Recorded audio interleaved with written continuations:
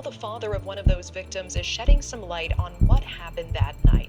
Steve Gonsalves says that there is evidence that his daughter Kaylee was trying to escape but was trapped both by the attacker and another one of the victims. Because the reality is if they cannot prove a motive, it's going to be very difficult to build the case and put Bryan Kohberger kind of the why he was at the scene and why he would do something like this.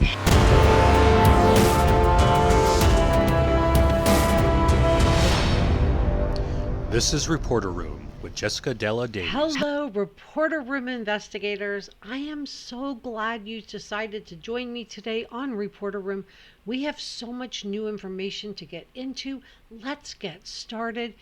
So what evidence do you think the prosecution will present against Bryan Kohberger that we haven't seen already?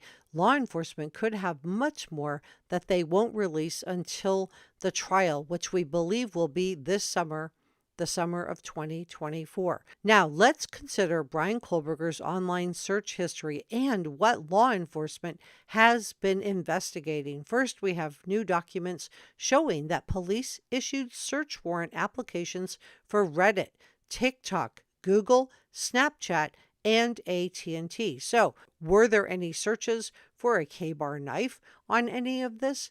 Police had previously obtained data from Bryan Kohberger's Reddit account in the spring. That included private messages, location data, files, and images. In fact, Bryan Kohberger's arrest affidavit references a Reddit survey that he allegedly posted to get a, quote, better understanding of how emotions and psychological traits influence decision-making when committing a crime. Now, I think it's interesting that Bryan Kohberger's sisters both are mental health professionals. They both have licenses and extensive education, and Bryan himself also has a bachelor's degree in psychology. So it makes me wonder what propelled all three siblings to go into the mental health field. Authorities have also been able to extract a lot of information from Bryan Kohberger's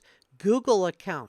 Now, this includes his emails, his chats, his photographs, documents, and metadata. So in addition to searching his browsing history, do you think law enforcement looked to see if Bryan Kohberger searched for that K-bar knife online? Please subscribe.